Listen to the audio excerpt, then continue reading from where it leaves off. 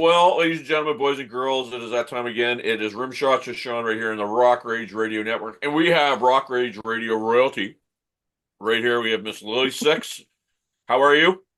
I am very well. How are you? Couldn't be better. You're coming from the wonderful Mecca of Pittsburgh. Pittsburgh, Pennsylvania. It's finally cooled off here. Well, yeah, I think there's heat waves everywhere because it's the same thing here. And I'm sitting probably about 15 minutes away from the very place where Sidney Crosby grew up. So there you go. Oh, fancy. I love it. Yeah. So yeah, we're making Our connections boy. all over the place. So, um, I got affiliated with Rock Ridge Radio, and all of a sudden I'm seeing, your promo for your show all over the place. Tell me, how long have you been doing your show with Rock Ridge? I have been with Rock Rage Radio doing my show for 7 years this year. Wow. So a lot, I believe in June. It would have been 7 years in June. So yeah, a long time. It doesn't feel that long. It feels like I'm still like new at all of this, but it's been super fun. And you're obviously a music fan, and I see you give your monthly updates about what you're going to be doing, where you're going to be going, what you're going to be repping. So in the I guess in the run of a month, besides the show that you do, for my viewers, tell them what it is that you usually end up doing. As far as shows go, I go to in a month, probably about between 15 and 20 shows per month. That's usually that's about half mainstream, half local bands. I occasionally MC some of those local shows. When I do the show, like when I just go to like the mainstream shows, it's mostly photography and videos and tons of photos, even though they're terrible most of the time. I still post them because I don't care. Right. Usually always my favorite bands. I do love discovering bands that maybe I wouldn't have liked before. For example, some of like the harder bands like Obituary. Probably like this side of 10 years ago, I would have never even tried them, but I do love them now. So being in the radio show doing the radio show that has opened up my eyes from being in my little tiny hole of classic rock and hair Right. metal to opening it to just about anything. So I'm just a music fan now. I love it all. So Well, super fun. hopefully you rub off on me because I'm a classic rock hair metal guy. That's what I've always been part of. I'm narrow laser focus on what I like. But so I saw some of the updates for this month. But how do you get the lead on these shows? Are you just kind of following up what's going on in town? Do you focus just in Pittsburgh? Do you like where? How do you decide what you're going to do? Typically it's bands that I want to see. I'm not gonna lie about that. If I'm doing something as far as working, I always contact the PR people to do all of that. Yep. Um, I forget your other question. I'm so sorry. Well, just do you stick to Pittsburgh? Do you branch out a little bit Oh, further than that? so I used to do more than just Pittsburgh. Right now I'm sticking to just Pittsburgh. I just there's just a lot going on right now. In the years past, we didn't have as much going on, and I would go to like Rochester and upstate New York, or I would go down to New Orleans or Florida or places like that. But now I've been sticking mostly to Pittsburgh. I happened to go see a show called Who's Bad in Myrtle Beach while I was on my vacation, but that was just sort of a fluke. Well, Occasionally that will happen. that's nice when that happens. So everybody up here, obviously, because of the connection with Sidney Crosby, we had talked about, and everybody knows Pittsburgh and of Pittsburgh. But in terms of the music scene and what it's like, what is it like there at venues and music and bands and what's Okay. it like down there? So we do have a pretty diverse music scene in Pittsburgh. We unfortunately due to COVID, we have lost a lot of venues, but we still have some really great venues.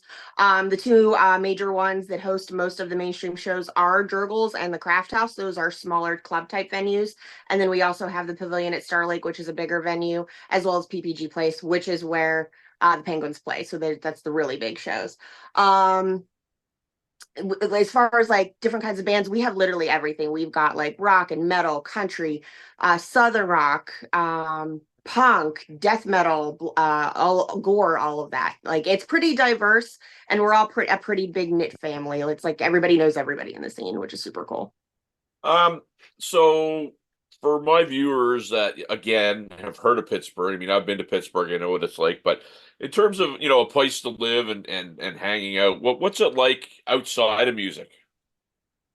There's a lot to do. We have a lot of like theater, which I'm also involved in. I'm involved in some fringe theater, which means it's adult theater over the age of like 16 recommended, that type of stuff. We have theater. We have an amusement park called Kennywood, Idlewild and Soak Zone. I mean, there's a lot to do in Pittsburgh. It's not just music. I mean, we have the Three Rivers, so there's Three Rivers Arts Festival. We have the boats that you can go on and sightsee. There's tons to do. So it's like it's very nice because we do have the one big city, but there's all the suburbs surrounding the city that are also considered Pittsburgh, and there are parks and just tons of stuff.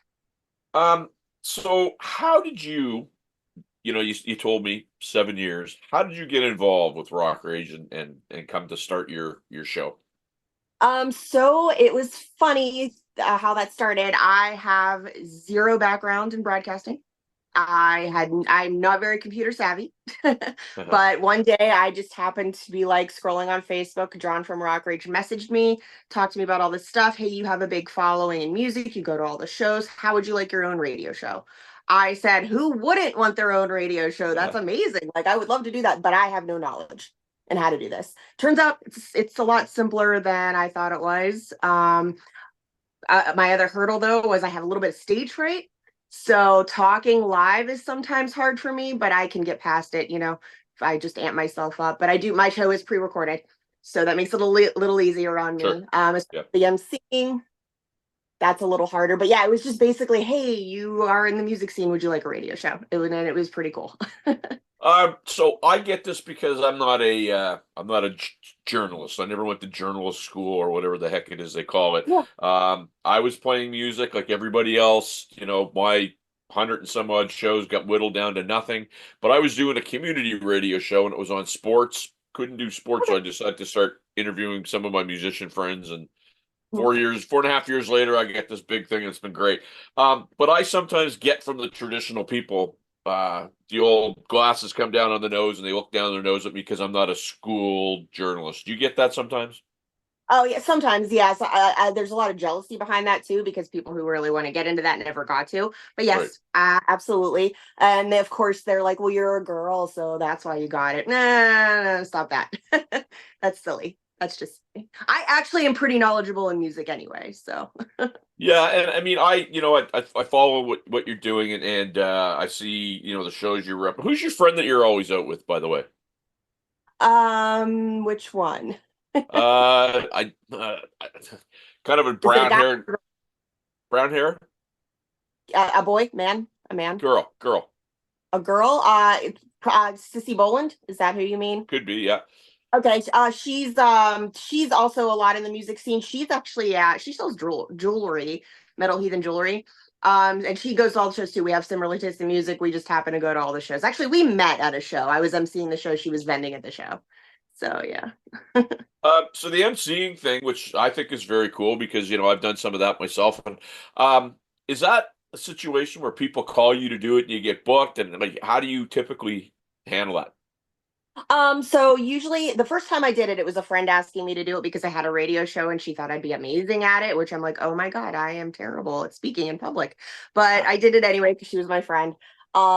Did an okay job, pulled sort of a Freddie Mercury, lost my microphone on the stage, was scrambling around trying to find it. But typically people just will occasionally call and say, hey, are you busy this day? We need an MC for our show, and that's just kind of how it works. Mostly charity stuff, so it's not paid 90% of the time. Occasionally, if they want to pay me, I'll say, hey, just give me a copy of your CD, or hey, give me a t-shirt. Hey, well, you know what? That is admirable because a lot of people. It's really funny. I was talking to a gentleman last night who he has a podcast on Bigfoot and the paranormal and stuff like that. And the joke that I made to him was, "Hey, we're here to talk about podcasters that make gobs of money because everybody thinks that you do something that's popular, you make a lot of money, but you do get opportunities that some people don't get, right? Right. Which are fun to Exactly. talk about. Have you had any of those come up that Um, a lot of times I get to meet the artists, yeah. which is pretty awesome, or I get upgrades to VIP. That's mostly what I get. Or yeah, mostly meet and greets, VIP upgrades, free drinks, not just because I'm a girl, but because the bands want to give me drinks. Stuff like that for sure. Oh, some of the best interviews. I had a great interview with Udo. Um, and that was amazing. So I get some really cool interviews, occasionally with some really awesome people that I thought I'd never speak to. So Very cool. definitely has its perks.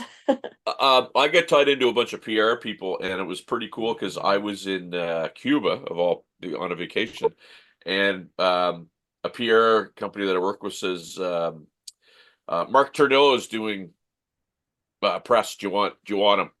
Yeah, I do, and it was very cool. And what a nice guy. I mean, it was their new album was just out. Um, I'm not going to ask you to name names. I mean, on the good side, maybe I will. But are there a couple of folks that you've interviewed that you just I just absolutely brilliant, super nice people.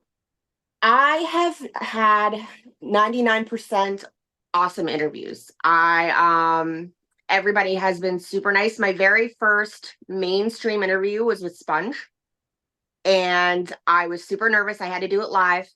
Um Nicest guys you've ever met in the whole world. Marco Mendoza is also very awesome. I've interviewed Leif Garrett. Now, he was interesting, but he was super Uh, nice. yeah, yeah. All of them. Interesting how. Interesting how. Well, he had written a book several years Okay. back. I think I like first started doing the podcast, or excuse me, my radio show. And I'll just come out with it because the interview's out in public. He was supposed to be clean. The man was clearly on something while during the interview. He took a call. He like was just talking nonsense, and he was very entertaining. Yeah. But he was totally fine with me keeping everything in. I talked to his people. Everybody was fine with it, and it was just interesting. I've only had one terrible interview, and I won't actually name the band name, but they were so horrible to me that I actually cried, and I did not air the interview. So Well, and I mean that's for. I tell you what I find. I find that most of the people that are the A-listers and international stars are amazing, and I've had more mhm. problems with people in my own backyard than anywhere. Yeah, that's what it seems like. It's You know? crazy. Yeah, and it's like, okay, well, so Billy Sheehan was amazing. Hey, dude, that lives two streets over from me. If you got a problem, I guess whatever. You know what I mean? Exactly. Exactly. I don't know. I'm glad everybody's been super nice. I'm glad I've gotten the opportunities I've gotten. Just like I said, just the one was really bad. And Yeah, sometimes I get people who don't want to talk and I have to like, pull the information from them, but still not bad. Usually always very nice. yeah, So that's stuff. One of the things that I started doing for John, and it was super cool. I have a segment where I'm interviewing some of the Curtain Call Records people. oh yeah, okay. I had two today. I had let me think now. Dave Incognito. I don't know if you met Dave or Oh my not. God. Yeah. Yeah, I love him. he's a hoot. Actually, it's the second time I've interviewed him. And then I had another gentleman from. Let me just look at my phone here because it's on my interview thing here. Worries. Surrender to Eden. Okay, yeah. Yep. Great guy, great guy. Mm. And Brian Moore, he's the guy that's kind of been funneling me all this stuff. So I'm assuming because of Rock Rage, you have a bit of a relationship with the curtain call artists as well. Is that a fair statement? Yep. Absolutely. Yep. Yeah. Yeah. Um, so uh, are you starting to see a lot of their shows? Because one of the things that I really like about what John and Gigi do is how they help their bands get on festivals and shows and things like that. Is that's working out for you too, I guess, as their artists come through town? Yes, I've seen quite a few of the artists come through town. I actually used to book some of the artists that I've interviewed. I don't do that anymore because, oh my gosh, more power to people who book because that is a very difficult job and I will never do it again. However, yes, I couldn't name any right off the top of my head, but I definitely try to come and like go and see as many people I've interviewed or who are on the label that that we know and support them because I'm all about the live music. I mean, that is like what I do. I go to concerts like constantly.